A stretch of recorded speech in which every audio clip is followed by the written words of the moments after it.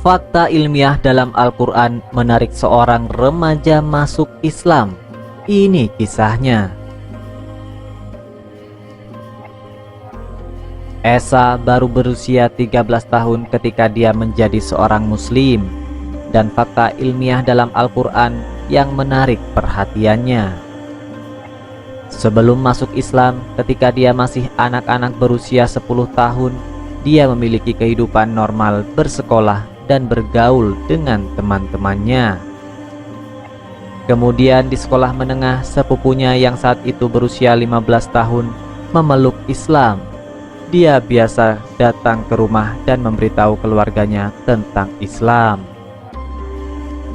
Semua anggota keluarga memiliki pendapat yang berbeda dan terjadi banyak perdebatan.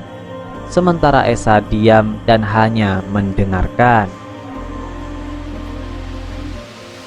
Suatu hari ketika dia di rumah, sepupunya memintanya untuk datang ke rumahnya.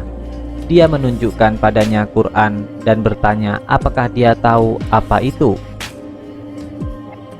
Dia berkata, "Tidak."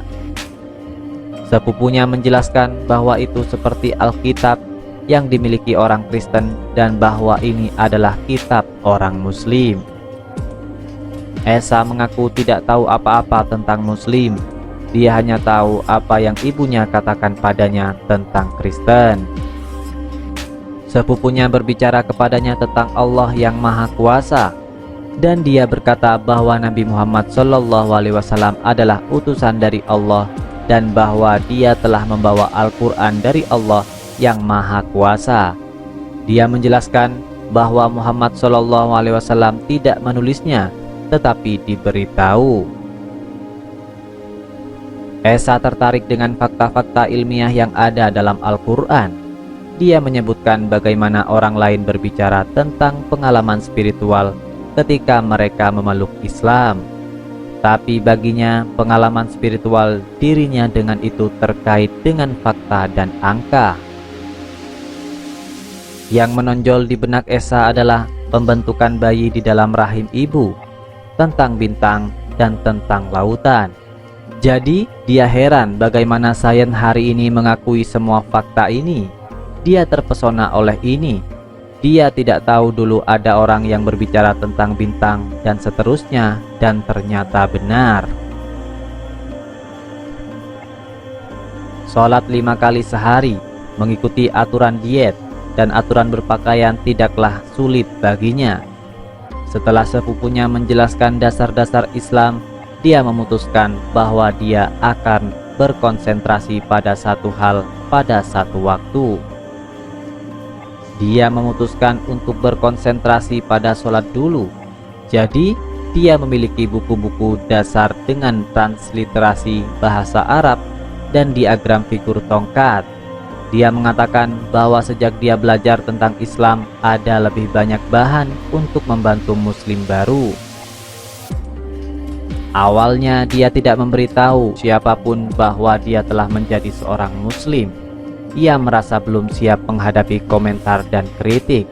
Dia masih belum tahu persis apa arti Islam. Esa menegaskan bahwa bertahun-tahun perjalanan dan studinya di Mesir dan Yaman telah mengajarinya banyak hal tentang luasnya dan betapa indahnya Islam.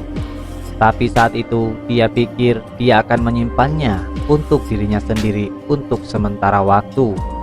Dia tidak mengenal orang lain yang beragama Islam kecuali sepupunya. Dia mendapat buku tentang tauhid dari toko buku Islam lokal dan buku tentang doa, puasa, kehidupan Nabi Muhammad SAW. Setelah 3 atau 4 bulan, dia menghadiri ceramah di rumah Abdurrahman Green di London Selatan. Pembicaraan dilakukan di ruang depan rumah dan semua orang duduk berdesakan tetapi mendengarkan dengan penuh perhatian. Esa mengatakan bahwa dia belajar banyak tentang dasar-dasar Islam dalam pertemuan yang menginspirasi itu.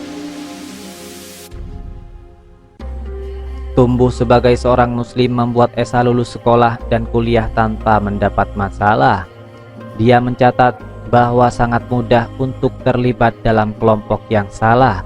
Tapi yang bisa dia pikirkan ketika dia masih muda adalah apakah dia berwudu untuk siap sholat atau kapan waktu sholat berikutnya. Kekhawatiran seperti itu memenuhi pikirannya ketika semua orang di sekolah atau di lingkungannya membicarakan tentang sambutan hangat yang terjadi di suatu tempat. Dia berumur 15 tahun ketika dia mulai mengungkapkan tentang keislamannya. Ia memiliki seorang teman yang juga menjadi seorang muslim. Mereka berdua berada di dunia kecil mereka sendiri dan mereka berkumpul bersama. Mereka sering mendapatkan kesulitan karena meninggalkan sekolah untuk menghadiri sholat Jumat. Meski usianya masih muda, Esa tidak menganggap Islam itu ketat. Dia menemukan bahwa itu masuk akal. Dia mengerti mengapa alkohol dilarang. Masuk akal baginya bahwa orang tidak boleh minum karena dia bisa melihat semua bahaya yang datang darinya. Esa berkata bahwa dia tidak terisolasi dari non-muslim. Selalu ada garis yang tidak akan dia langgar. Karena ada hal-hal yang mereka lakukan yang tidak akan dilakukan seperti mengoceh. Di rumah Green, dia belajar tentang tempat dan lingkungan seperti apa seorang muslim harus berada dan apa yang harus dan tidak boleh dia lakukan. Esa melihat bahwa tidak ada